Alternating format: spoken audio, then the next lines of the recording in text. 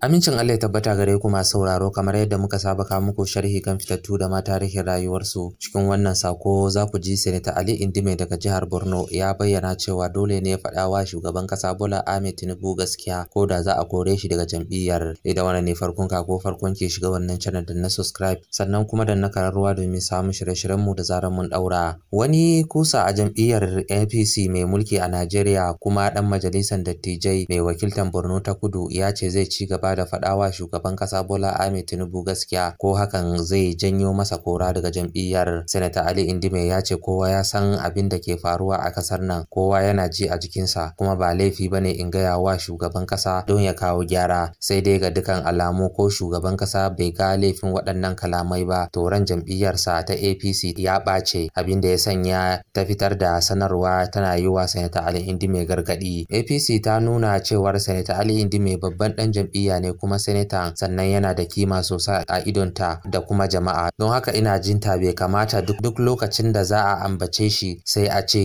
ya yi wani abu da zai tozarta jam'iyyar ba. Ta ce an ambato senetan a baya-bayan nan yana ikirarin cewa shugaba Bola Ahmed Tinubu yana zagaye da mashawarta waɗanda ba na gari ba, ko kuma 'yan hana ruwa gudu da ke toshe hanyar da za ta je, ko kuma su suke ba shawarwari waɗanda ba ta gari ba yake aiki da su, kamar yadda mai magana da yawun APC Malam Bala Ibrahim ya shaidawa BBC. A watan Yuli da ta wuce ma sai da jam'iyyar APC ta nemi majalisar dattijai ta tuɓe Sanata Ali Indime daga makaminsa na mai sawatarwa a majalisar saboda zargin sukar gwamnatin shugaba Bola Ahmed Tinubu. Daga bisani dai senatan ya nemi afuwa, amma har yanzu ba a mayar da shi kan makamin mai sawatarwa ba. Sanata Indime ya ce yana magana ne a bainar jama'a saboda baya samun damar ganin shugaban kasa balle ya faɗa masa halin da al'umman kasar nan ke ciki. Na rubuta sau biyu, na yi wa waɗanda suke kusa da shi magana, kuma magana da na yi gaskiya ne, kuma kundin kasa ya bani damar yin haka. A cewarsa haki ne a kansa ya ba da shawara a matsayinsa na dattijo. APC dai ta ce babba mai kima kamar Ali Indime bai kamata a ce yana yamaɗiɗi da sunansa a matsayin wadda ke kokarin tozarta martabar jam'iyyar ba, amma Indime ya ce a duk bayanansa babu inda ya aibata wani, kuma babu inda ya soki jam'iyya ko shugaban kasa.